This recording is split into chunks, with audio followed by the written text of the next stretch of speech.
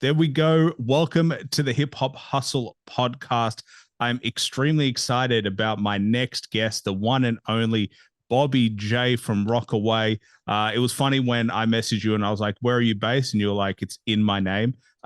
So that was something for me to learn. But man, absolute pleasure to have you on the show. You've been doing a lot of work in the past, years and throughout your whole career. But Dream, uh, was it the Dream single came out that you've been working on? You've got Radio Days, the album, who is produced by Neff, who came on the show, and then you had that 3-track mix with like Something Like that came out as well in its own little release. But man, it's absolute pleasure to have you on the show and get to speak to someone who's making some amazing music. Hey man, thank you. It's an honor. I appreciate it. Something that I have always thought about, and something that, like, being from Australia, and then speaking to a lot of US artists, is the pride that people seem to have in the US of like which state you're from and which city you're from. We kind of have little elements of that. There's a little rivalry between Melbourne and Sydney, but we don't seem to have it in the same way. It's almost like patriotism for your own town. Do you, Right. can you explain what that means to you, or have you been able to identify why it's so prominent in the States? I mean, definitely, just being from New York, there's always been competition, from the beginning amongst the five boroughs, right? So Queens, Brooklyn, the Bronx, I mean, Staten Island's always kind of been underrepresented, even Manhattan to a certain degrees underrepresented. But you have LES, you have Harlem, you have all these places that birth a lot of these great MCs. So I think it just stems from, the beginning of like, you know, hip hop starting in the South Bronx and then it migrating to these other boroughs and people wanting to rep their particular borough and kind of be like, I'm better than, it may have started here, but my borough's the best kind of thing, right? And then as time progressed, that started to, go to other regions, right? I mean, the South was underrepresented. So, the South felt like they had something to prove. The West Coast felt like they had something to prove. The Midwest felt like they had something to prove because for all the infighting in New York, all the other regions were looking at New York like New York was haters because in the beginning, if it wasn't from New York, it wasn't official. So that's just been something that's kind of been a part of hip hop from the beginning. I could say for me that though I'm from Queens, I represent a part of Queens that really is kind of like the redheaded stepchild of the borough itself. Because when you think about Queens, so many iconic rappers have come out of Queens, and I could go across the world and people know what Queensbridge is, people know what Hollis is, people know what Southside Jamaica is, people know what Flushing is, you know what I mean? And they can name all the rappers that came out of there. But as it pertains to Rockaway, whether it's Far Rockaway or Rockaway Beach, where I'm from, you could really only name, well, like the average hip hop fan can really only name like MC Search, Father MC, Shinks Drugs, Stack Bundles, rest in peace to both of them. And that's kind of where it stops. You know what I'm saying? At least for the average fan. So for me, like it's important to have Rockaway in my professional name because I want to put where I'm from on the map, and I want to shine a light on a section of New York City that even people from New York don't really know too much about. Though we're Queens, it's kind of like a technicality because we're a little peninsula that juts out on the southernmost tip of Queens. So we have the bay on one side, we have the ocean on another side. And though it kind of looks like your typical Queens neighborhood, we're like a heavy beach culture. So like people are surfing out here. It's where I'm at, like I'm Irish. So or at least, we're of Irish ancestry, you know what I mean? So we have like a lot of Irish pubs and our own St. Patrick's Day parade and stuff like that. And then on the other side, it's called the Rockaways for a reason because it's kind of all these different little enclaves and areas. But on the other side, like where Chinks and Stacks and MC Search and all those guys are from, it's like night and day. You have, on one side a pocket of wealth, a middle class section, and then you have, a lot of abandonment and a lot of poverty. So it's kind of like this crazy dichotomy of wealth, poverty, middle class, city atmosphere, but at the same time, you could be on the boardwalk and looking at the beach and you wouldn't even know you're in New York City. So it's kind of like the land of opposites. And just being from there kind of influenced my music and my sound. And it's kind of the backdrop to everything I do. So to answer your question, for me specifically, like I put my neighborhood in my name because I want to represent a part of Queens that people don't really know about. Why do you think it's not as well recognized, or why do you think they don't know it as well? Well, I would say there just hasn't been, well, I got to backtrack a little bit because I've come to find out recently there's a lot more people from at least Far Rockaway that are represented in the music industry, but I didn't know until recently. Like I said, people know Search, people know Father MC, Chinks, and Stacks, and unfortunately, Chinks and Stack were going to be the next superstars who, their lives got tragically cut short. So you literally had two guys that were their career trajectory was on the up and up, and they died before they ever got the chance to be the stars that they were, meant to be. But for people that are more in the know, Shock G has footprints out here. He talks heavily about his family being based in Far Rockaway. Kelly Price is from Far Rockaway. Vivian Scott Chu, huge booking agent, she's from Far Rockaway. Kerry Brothers, who produced a lot for Alicia Keys, he's from Far Rockaway. On the new artist side, obviously, we have me, Flea Lord, reps Far Rock, and also Lower East Side, Keen Streets, who I believe is signed to Jim Jones. He's from Far Rockaway as well, and it's kind of been, there's a whole like renaissance of creatives coming out of here too. So I think that's going to change. I think honestly, there's a lot more people that are going to, put their stamp either in hip hop or the music industry or the fashion industry. Like we have Far Rock Shop, which is a local clothing company that's making waves. So I think the days of people not knowing are kind of coming to an end. But if I had to give a definitive answer, is just, where geographically we're kind of disconnected from the rest of New York City. And there just wasn't a lot of people that were either rapping, DJing, producing that came out of the neighborhood. I mean, I know where I grew up, I didn't know anybody that was even making music, period, much less rapping. I was the anomaly. So I kind of had to figure all this shit out for myself. I mean, that's the best answer I could give. I think it's a pretty good answer. So it's not like you had 3 hours to think about it and come back. So off the top, I'm pretty impressed. I definitely wouldn't be able to come up with an answer like that. But you mentioned a couple of guys who, their lives ended. And I've always been, as a fan of hip hop, I've always wondered, and it's part of the territory, it seems, that people do end up dying early in this genre more than any other genre. Like I've spoken to a few DJs and it doesn't seem to be as prevalent. I mean, do you think that has a lasting effect on hip hop? I'm sure it does, but what do you think that might be in terms of like you're seeing stardom, you're seeing people that really have great potential and they never get to see that all the way through? Um, the thing that I don't like about it, especially from the obvious like tragic nature of somebody dying early. Hip hop is guilty of this, I think, more than almost any genre. It's like people don't appreciate the artist when they're here, and then that artist passes away or gets killed or dies tragically, and then all of a sudden everyone's the biggest fan ever. And that person immediately becomes a legend. And, in a lot of cases, that's rightfully so. I think, somebody like Dilla, obviously deserves that stamp.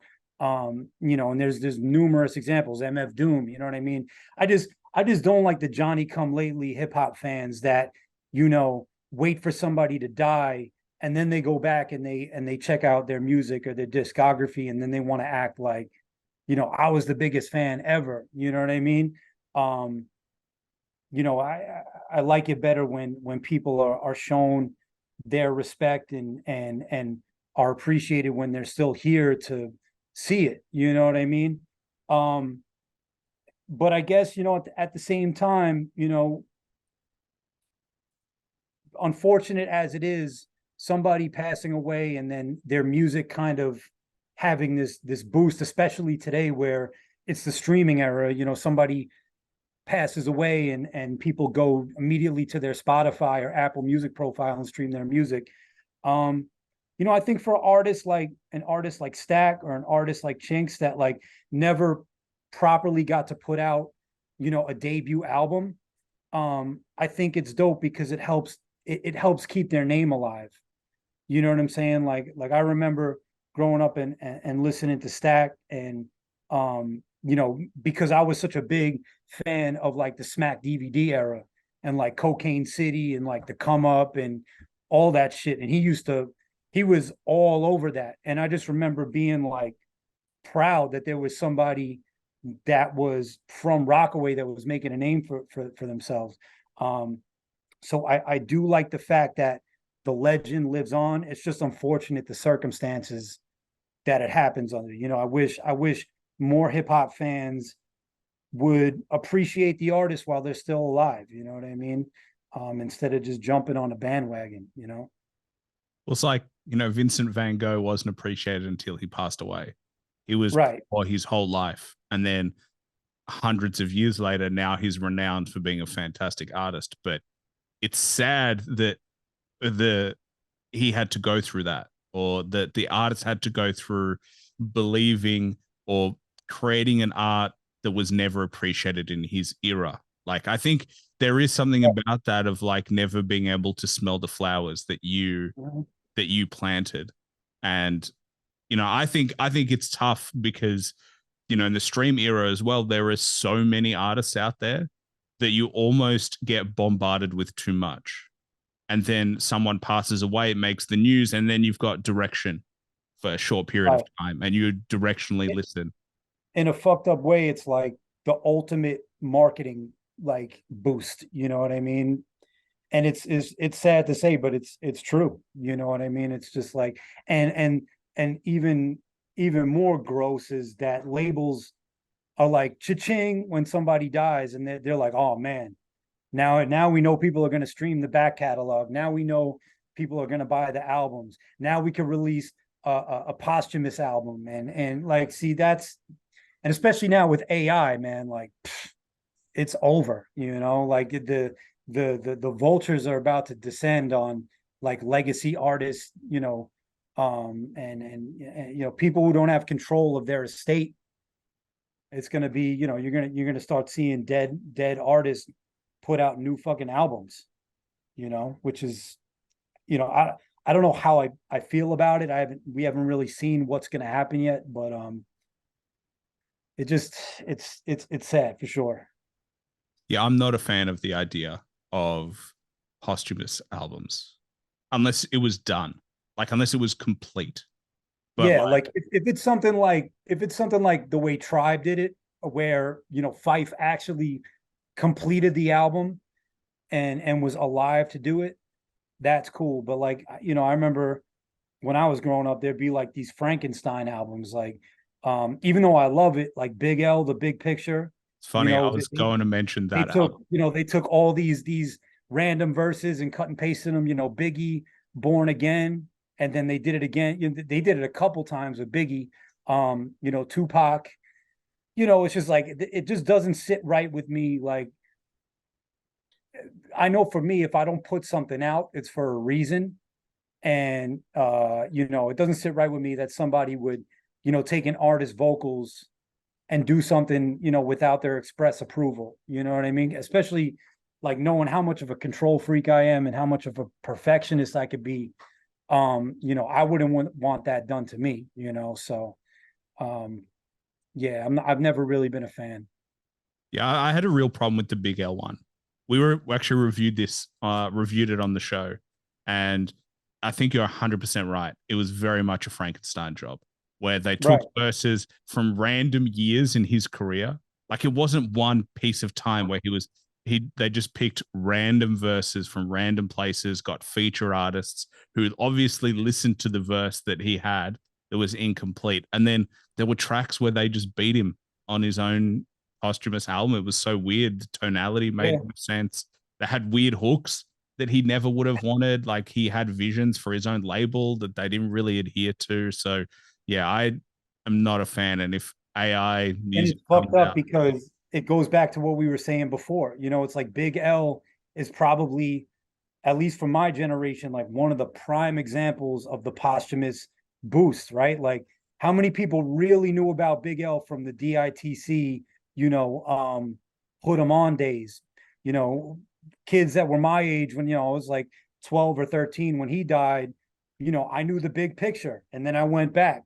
So there's songs on that album that, you know, I still love to this day, like especially like the intro that Preem did, the joint with Fat Joe, and there's some songs on that album, and it's kind of like I'm almost contradicting myself because that's kind of the album that put me onto him. But as I got older and started to understand what happened to create that album, it's like it wasn't an actual real studio album. You know what I mean?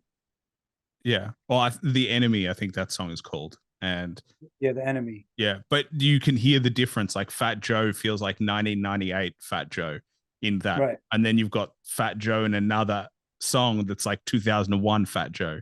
And it makes no sense. Like there's no holistic vision.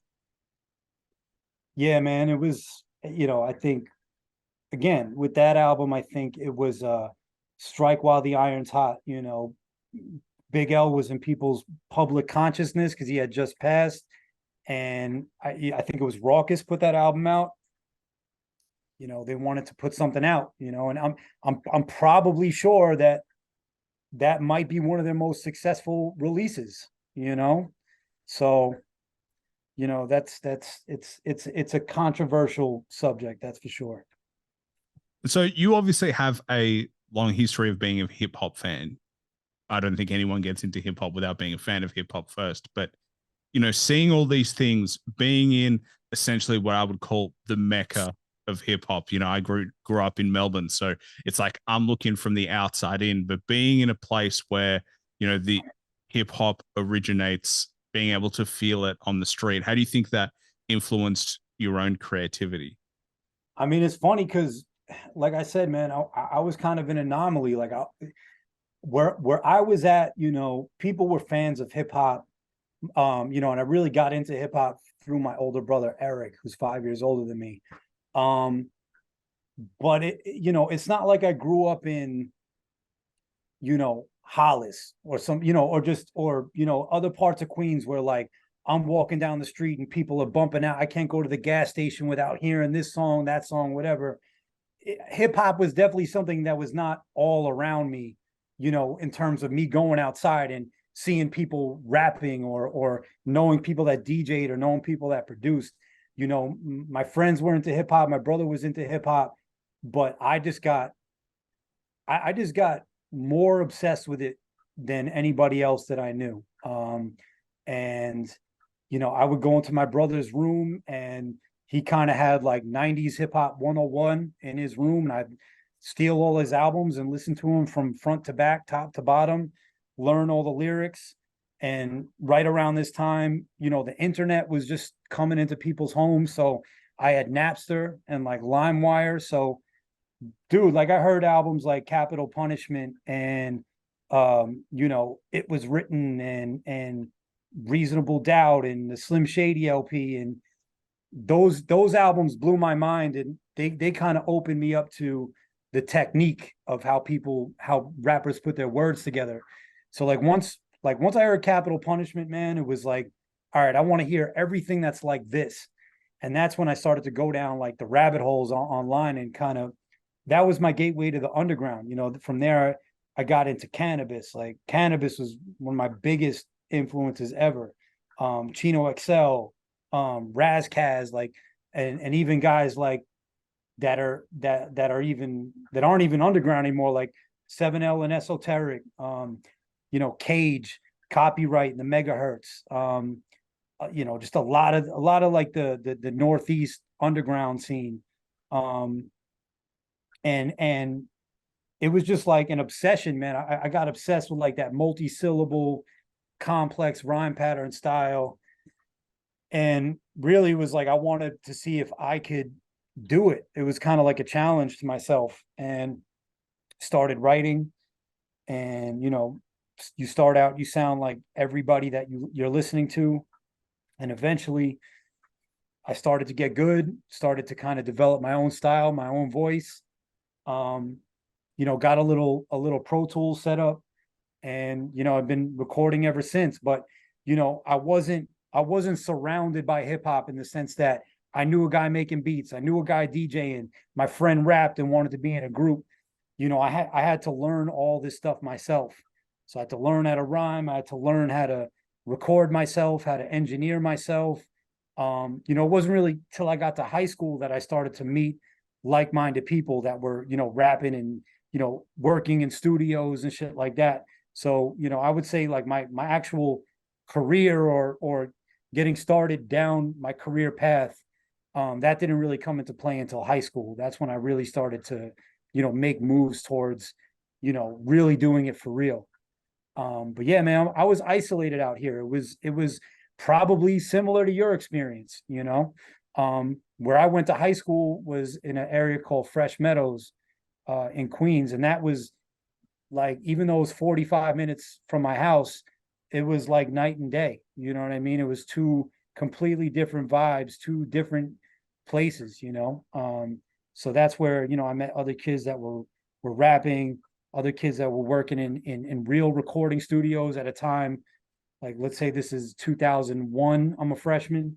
It wasn't like today where you could buy a laptop and get Logic Pro and go on YouTube University and learn how to record. You actually have to take real steps and measures to go in and record a song. So it was a unique. It was definitely unique for me, and I was an anomaly of sorts living where I was at, trying to rap and do music. When did you know you wanted to be an artist? Like when was it like a fully fledged idea of like, okay, now I know for real this is something that I want to pursue? Um, I mean, I've always been into creative things. Like, I've always liked, even from like when I was a little kid, I always liked to draw. My dad used to have like his VHS camera. Like, I would go around and like shoot movies with my friends, and like, anything that was creative, you know what I mean? Like, I was into it. I think things just clicked when I started rapping. You know what I mean? Like, once I realized I was pretty good at it, and going to high school and like battling people in the lunchroom, probably like the first time I battled somebody and got like a ooh reaction from the crowd. Like that, I think that honestly, like, thinking back on it, was probably like a validating moment for me. You know what I mean? Like, because prior to that, I had only rapped for my friends, and was making songs in my basement. And in my own mind, I was good, but I had never like tested myself in front of like an unbiased audience. So I think, you know, saying rhymes like in front of like a crowd of people and getting a reaction, that was like all the motivation I needed. You know what I mean? And then going on to work with uh Kwame, who was the first producer I ever worked with, and him being an established producer at that time, and even being willing to work with me, him, having placements with major artists, and kind of letting me know at a young age that I was doing the right thing. Like, there's a lot of things, there's a lot of validating moments like very early on, that if they had gone in the other direction, like if I had gotten booed, or like I rapped for a particular producer and they were like, nah, you suck, I probably would have given up. So there's a lot of things that just happened that were kind of like magical moments that kept me motivated and kept me going, which is something I've kept with me my whole life. And I always try to be when I hear like young artists or people ask me for like my opinion on shit, I always try to be positive and steer people in the right direction, because I know how much of an impact that could have on somebody, especially a young kid. Yeah, I think sometimes the universe throws things at you that you need. Sometimes you like whether it's negative or positive, sometimes you need the negativity to help you become better. And sometimes you need the positivity just to spark the fire within you to be like, I can Right. do this. But it's interesting because I don't hear as much in hip hop, but the importance of other people to help you on your career is critical in your journey. Like anyone giving you a shot, whether it's at a spot, whether it's playing your tracks like a DJ, whether it's supporting you as a producer, whatever it is, having people validate that you're on the right path is critical to your success.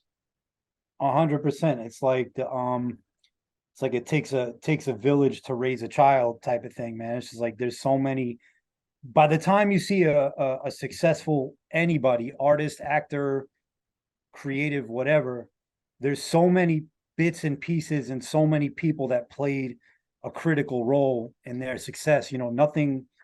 Nothing happens overnight. And I know that's true for me. I mean, there's so many.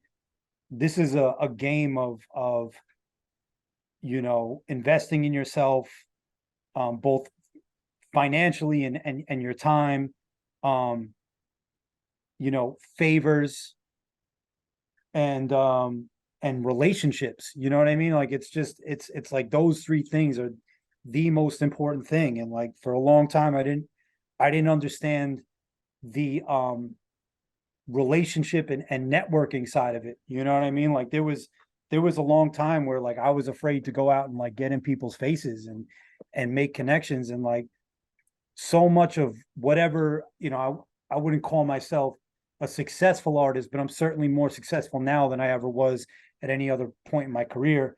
You know, I'm just now realizing like how important it was for me to like make real life connections that weren't based on, oh, this person can do something for me, but actually having a real friendship, real actual, connections and relationships with people in the music industry that are kind of doing the same thing as me, or they might be on the level above me or something like that. All of everything that I've done up until this point is because somebody in some way, shape, or form has helped me do it. You know what I mean? So that doesn't go unnoticed.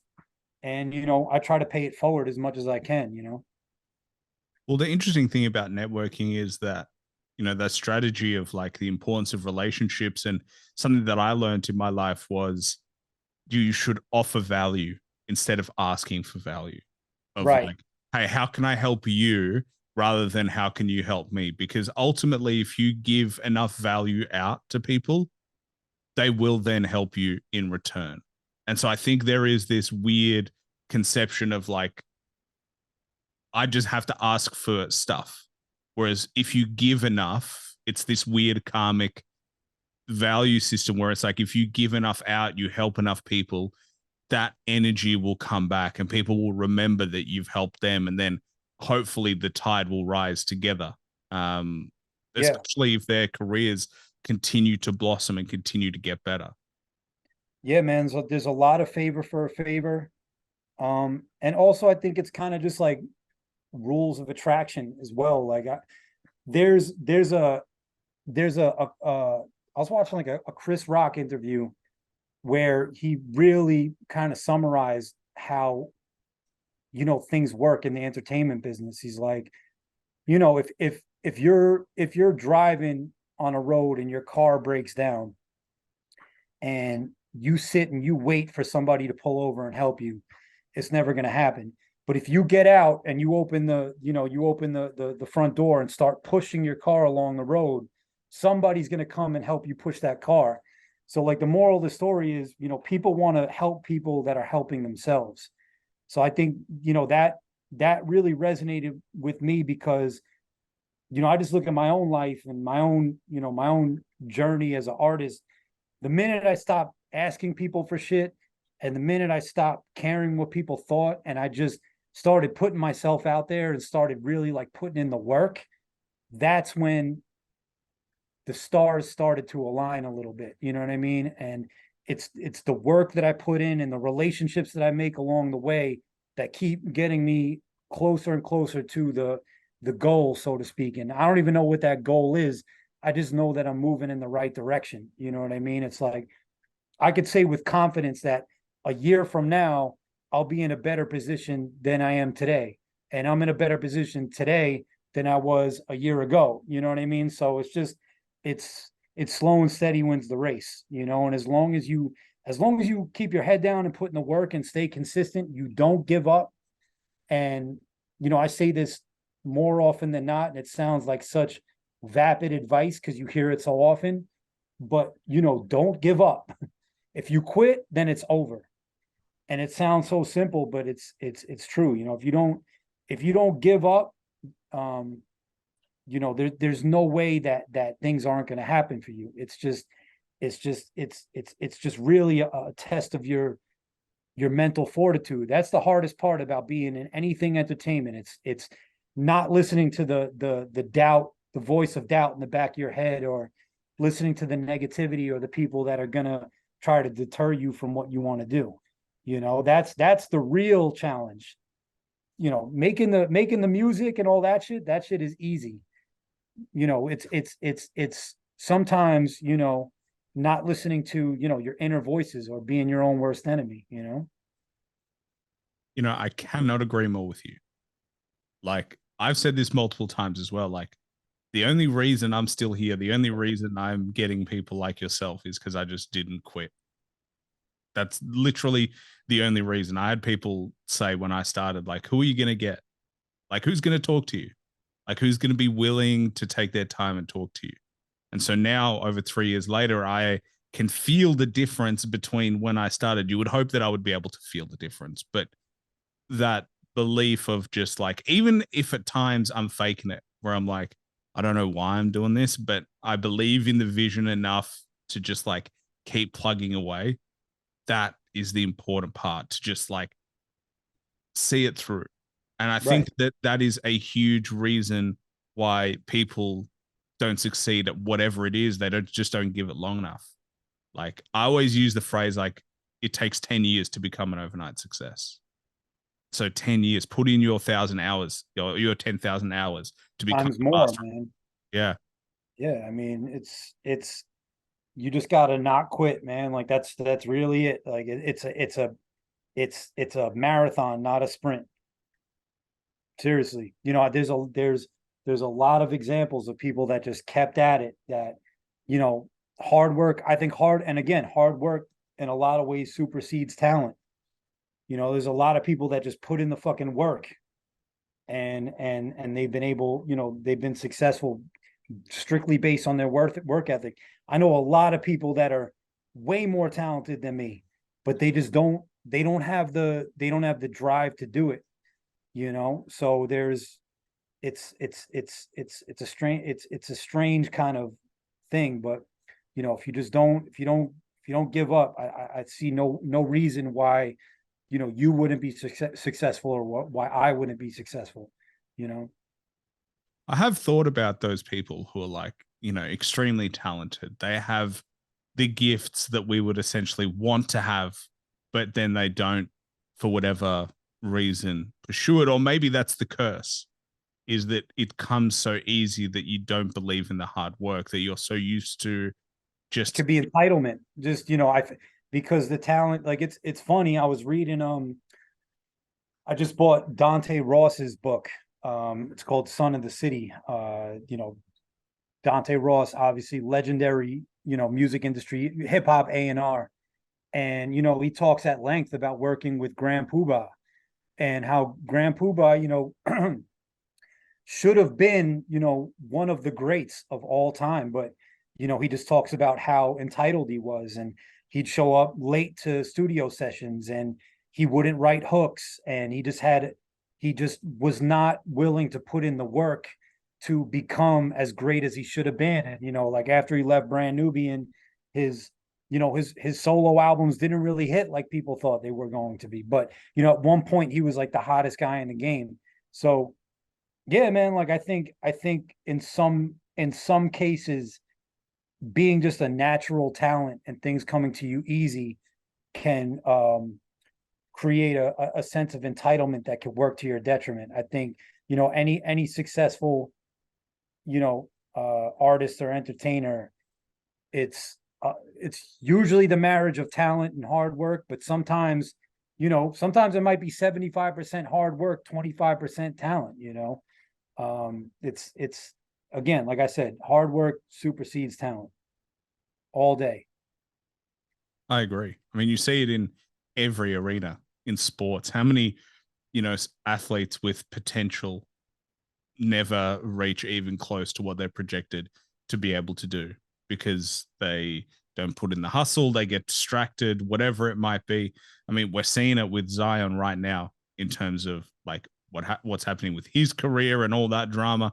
Like it is just absolutely crazy. But I think the social media aspect of it has a huge impact on young and up and coming artists where for whatever reason you see so many people who seem to have like a million followers, 100,000 followers, 200,000, they're verified or whatever. And then you compare yourself and you're like, what's the point? And I think that hurts a lot of people. They see this fake clout or this like, manufactured life that other people are living. And then they compare it to their own and they're like, I can't even compete with that. We're not even close. Yeah, I mean, I try not to pay attention to that stuff. I mean, especially now, a lot of it's fake, a lot of it's inflated, a lot of just because someone has a large following doesn't mean that they have a lot of fans. People follow people on social media because they hate their guts. People might follow you because they want to see you fail. You see stories time and time again where people have massive social media presence, but they can't sell a record to save their life. There's no people like, or people might like the person, but they don't like the music. There's a lot of artists that become famous because they engage in, you know, shenanigans outside of music that people come to know them for, and they could care less about the music that they put out. They want to see the dumb prank videos or whatever the fuck they're famous for. So yeah, man, and I think social media also lends to that entitlement, especially with young kids, because you just don't, someone could make a song in their bedroom, they just started rapping, it could suck, but for whatever reason there's something about it that connects to like the zeitgeist at the moment, and it goes viral, and all of a sudden, they on Monday they were nobody, they put something out on TikTok or whatever, it explodes, and all of a sudden they're a huge celebrity, or just, they have an insane amount of fame in such a short amount of time, and it's like there's no working for it. And I think a lot of kids are just chasing after a viral moment, and will do anything for attention and will do anything for clout. And that's what's driving the creation of the music nowadays. It's all chasing an algorithm versus actually trying to make something good, actually trying to make a good song or a good album. I mean, the album is kind of like an antiquated thing almost at this point, so it's that's why music, or I should say hip hop in general, is just starting to take a nosedive, man, because people don't, it's not motivated by, I want to make something great. It's motivated by, if I do this, I could go viral on TikTok and Instagram, and I'll get all this fame and money and blah blah blah. And I think the minute that shit is taken out of the equation is when hip hop will start to, destroy and rebuild. Like they had that headline the other day that there's no song in 2023, no hip hop song that's been number one in 2023. And I'm like, that's good. That's good news, in my opinion. Take the money and the clout and the chasing fame aspect out of it, And maybe the people that stick around will be the ones that actually care about making good art, and then, hip hop will regain some of its integrity. You know what I mean? Because what's going on now is just, it's not sustainable long term. That's for sure. Well, I think the virality is a real problem in art in general. One of my friends, he makes YouTube videos. We had a chat the other day, and he was saying that the views in the short clips are high, but the click through rates are really low, in the Yeah. sense of you don't gain fans because of the way it's designed. So now you have all these people who are like, you know, wanting that attention, but what you get is views. You don't actually get more fans because YouTube Shorts, yeah, which makes no sense to me, because YouTube is a long play format platform. You know what I'm saying? Like, now they're trying to do the micro content thing, when people watch YouTube videos because they want to watch long form content. It's and now YouTube will promote the shorts over that. and then you've got Makes no TikTok sense. doing the opposite, which is promoting longer form content because they're competing with YouTube. They're all turning into one another, which Yeah, is man. the craziest thing. And then and then the other thing that is bad for us is like, you create a project that takes a long time. You have a vision of like, here I have 8 to 10, 15 tracks, whatever it might be, and I have a vision and I have a creative journey that I want to take you on. And with the virality mindset and with the short attention span, no one's listening to a project all the way through. No No, one is taking the time to hear the journey that you're making essentially a movie, but with sound. right, man. And it's like, I try not to be, stuck in the Stone Age. And I look at the trends, and I try to take everything that's new into consideration. You know what I'm saying? But I can't let it dictate my creative output too much, because, people are making 30-second to minute songs specifically because they want it to be streamed more. You know what I'm saying? People are putting out single after single after single after single, and not albums, because streaming favors, constant single releases over albums. You know what I mean? But for me, man, like, I grew up idolizing people that made bodies of work. I want to make bodies of work.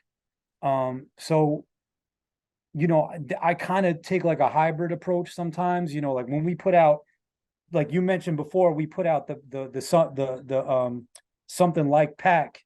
That was actually the third single in a string of singles that we dropped. You know what I'm saying? So I wanted to do the kind of waterfall method with the singles leading up to the album, to kind of do the new methodology of releasing music, but then have it all culminate with the release of the album.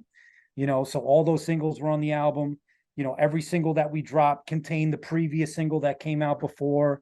So, I play the game a little bit, but at the end of the day, I don't let that stuff force my hand in any particular direction. I keep it in the back of my mind, and I'm cognizant of it, but, I'm not, it's not the most important thing when I'm making a song. That's for sure. Well, I think your legacy disappears if you don't have an album.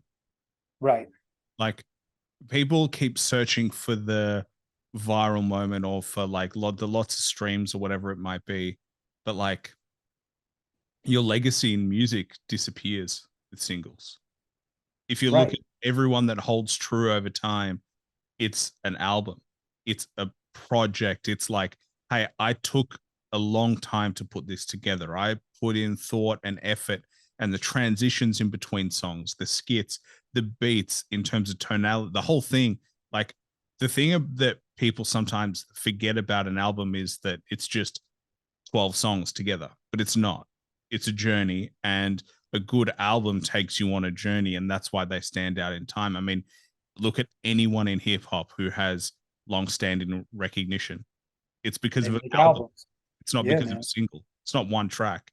And It's even the new artists, that rings true, man. It's like, Tyler the Creator. I'm not I have nothing against him. I'm not I wouldn't call myself like a fan, but I respect it, and I know that people super loved his last album. And from what I've heard, it was great. You know what I mean? And that's like he's the one of the new guys because he makes great bodies of work. Kendrick makes great bodies of work. Cole makes great bodies of work. You know, I mean, the, even Drake the makes guys with the albums. viral singles, I don't even know their names, and you won't know their names. Fuck it, not 5 years from now, a year from now. You know what I'm saying? So I still think at the end of the day, the putting out a quality product, you may not be the guy that gets, 100 million views on, the social media platform of your choice, but um there's more longevity in that for sure. Yeah, I mean, Drake releases albums. Like he Yeah, releases singles too, but he releases albums. right. That's, I mean, you look at anyone really big over a long period of time, they release albums. You just have to release albums. You just cannot cut yourself short like that.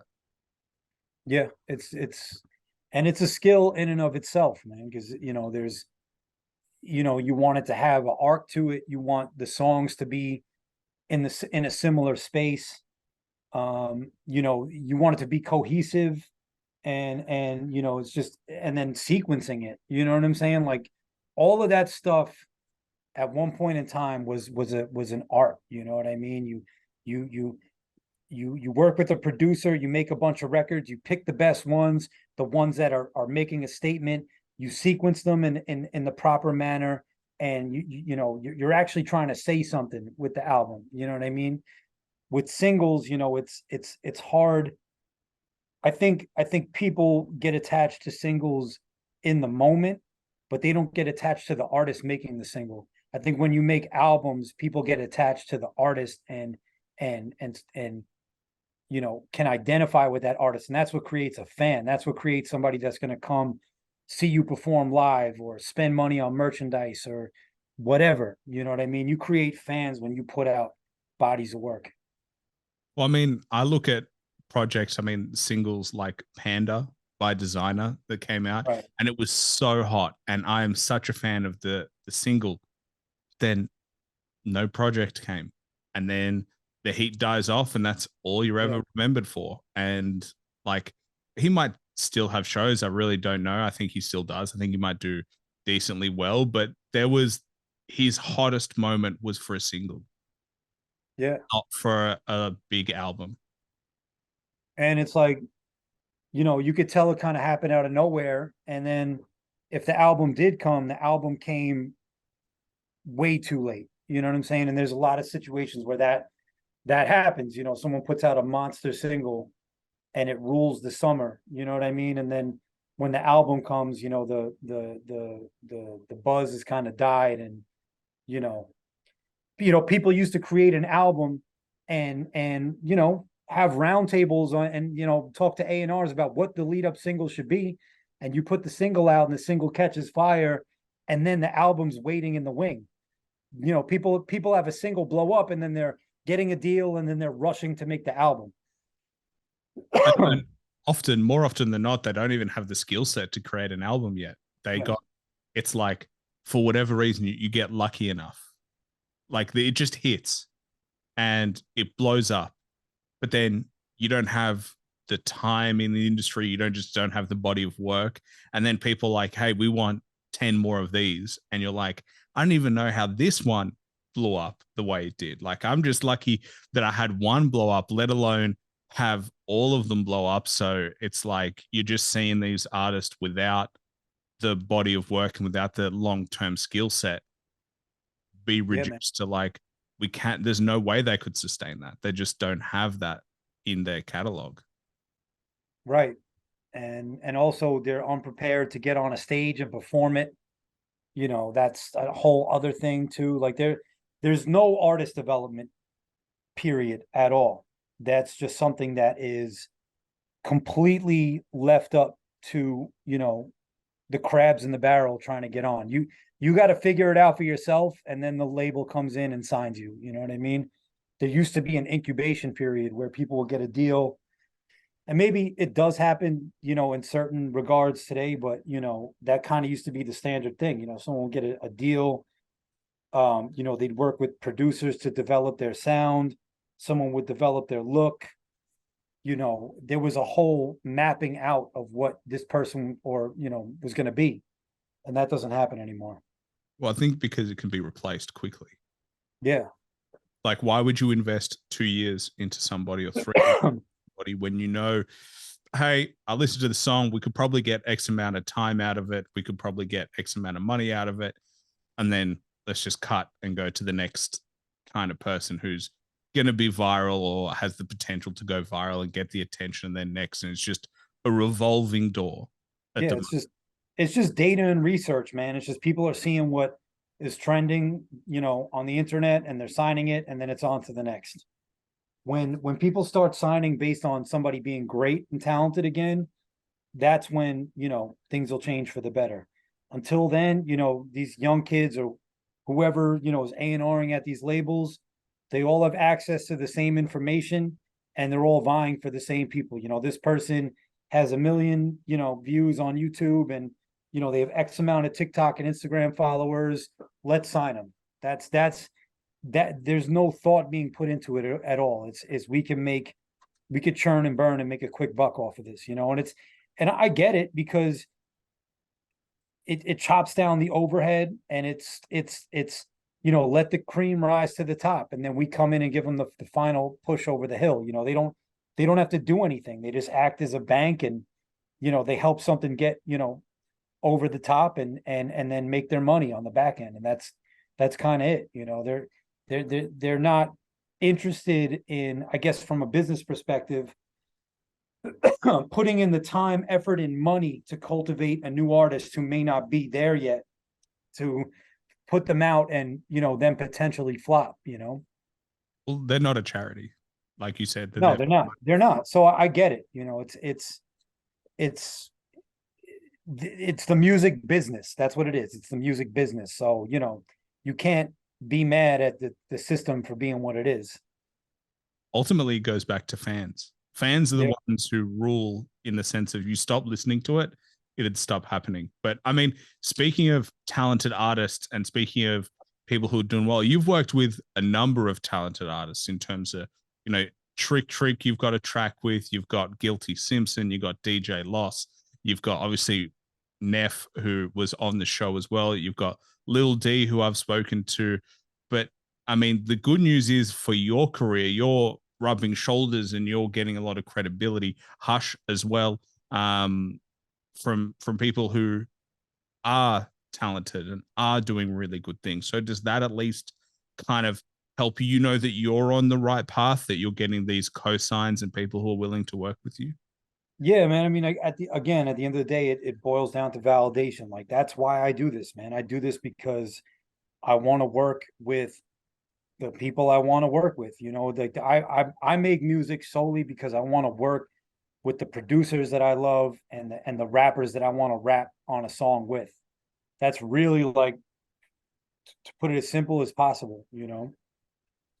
I got in this to work with Premier and Pete Rock and Q-Tip, and fucking Ninth Wonder, and all these guys, and rap alongside Method Man and Black Thought and Elzai, and, like, that's it, man. That's what it is for me. It's about the sport of it. So the fact that I've been lucky enough to be on songs with people like Guilty, or somebody like a Little Fame, or Killer Priest, who I was a huge fan of growing up, or walk into a room with Neff and Premier's in there, and he knows who I am, and he's telling me my music's dope and that he wants to work, or him playing one of my records, or getting to do a project with Static Selector.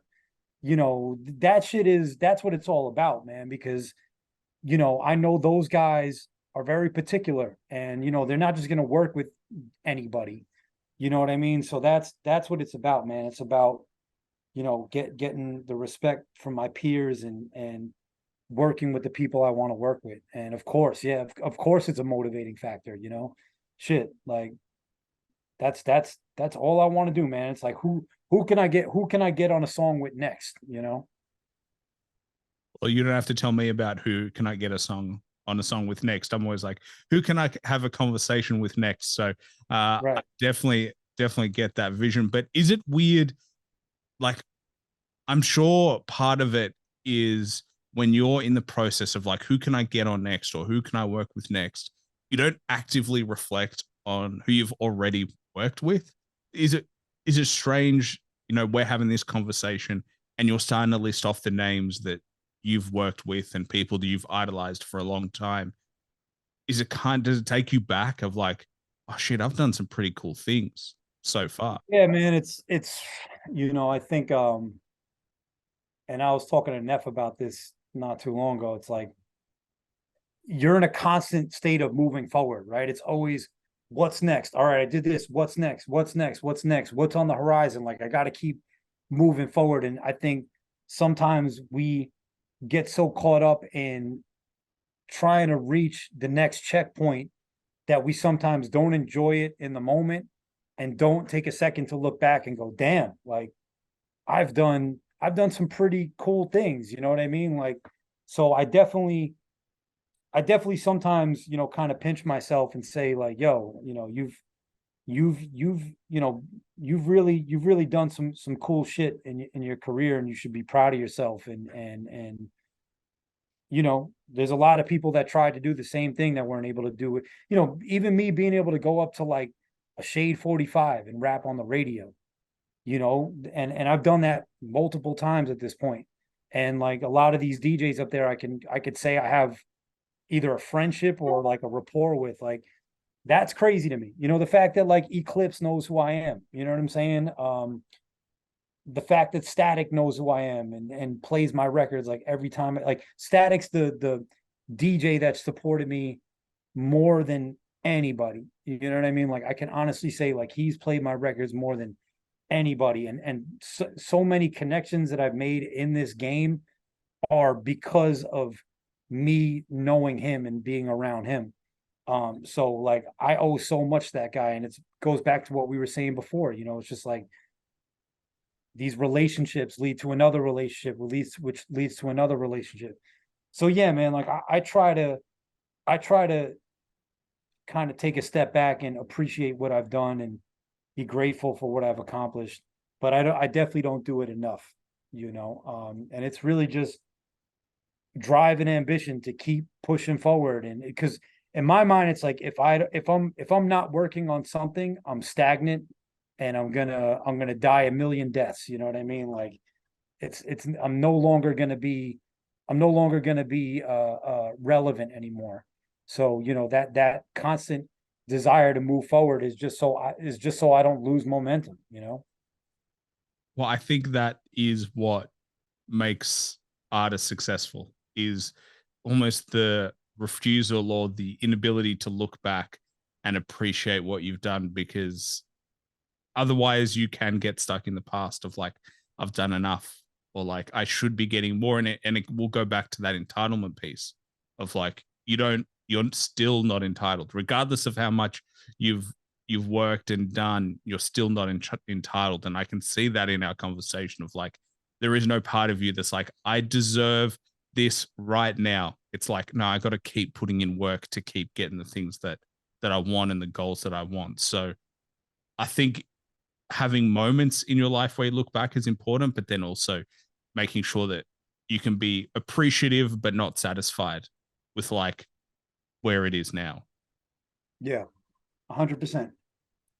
But I don't Well, think that but I don't think there's going to be any problem or there's any fear for you not to become relevant, because as you said, you've got the right people in your corner. You've got a lot of people who are supporting you. And then obviously you've got the right behaviors and the hustle in terms of what you're looking for. But man, I only have one more question for you. And it's the only question that I plan on the show. It might be the toughest question that I ask, but if you had to recommend one album that everybody should listen to at least once to get an appreciation of, can be any genre of music, cannot be your own music, what would it be? one album. Yeah. And the purpose is what? To just to appreciate that album? Just to appreciate a project. I never ask for the best album because I think everyone asks that question, but just something that you think people should appreciate or just be able to listen to and enjoy. That's really hard, man, because I'm really a I'm really a cross genre person, like there's certain days where I'm like, I get on a kick and I'm one day the one that's like jumping out at me for right now and I don't know why is like Fleetwood Mac Rumors. Just, that album to me, just from a sonic standpoint, from a songwriting standpoint, just hit after hit after hit, classic after classic after classic. Obviously Dreams had a huge resurgence in the last couple of years, again with social media.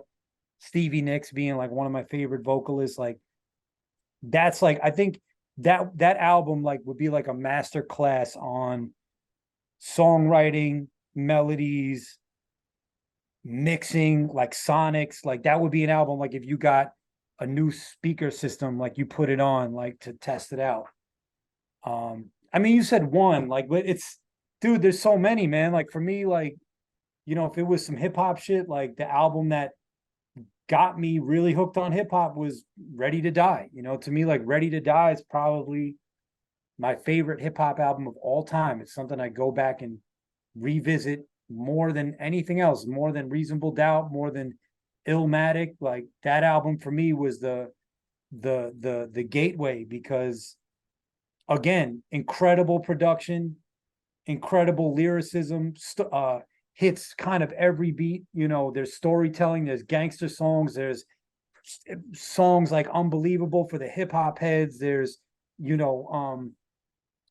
storytelling tracks. I think I might have said that already. Radio records, like popish radio records.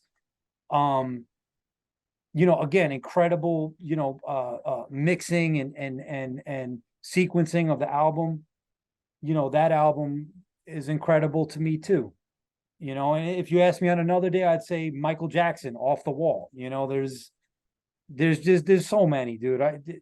There's so many albums that, at least for each specific genre I'm a fan of, there's like go-to albums I can pinpoint and say like this kind of encapsulates everything that's great about this era or this genre. You know what I mean? So it would really have to depend on what day it is, what mood I'm in. Another day it could be Nirvana, Nevermind.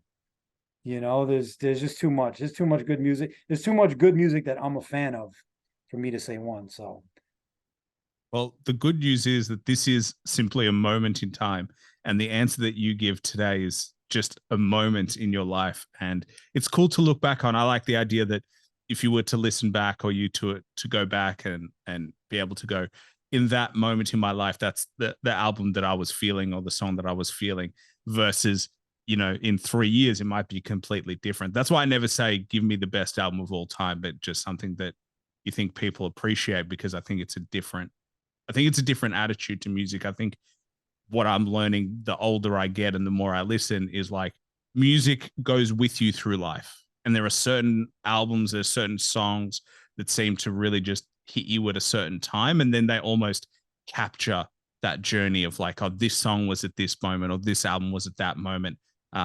So yeah, I don't think there's ever a wrong answer for what anyone gives.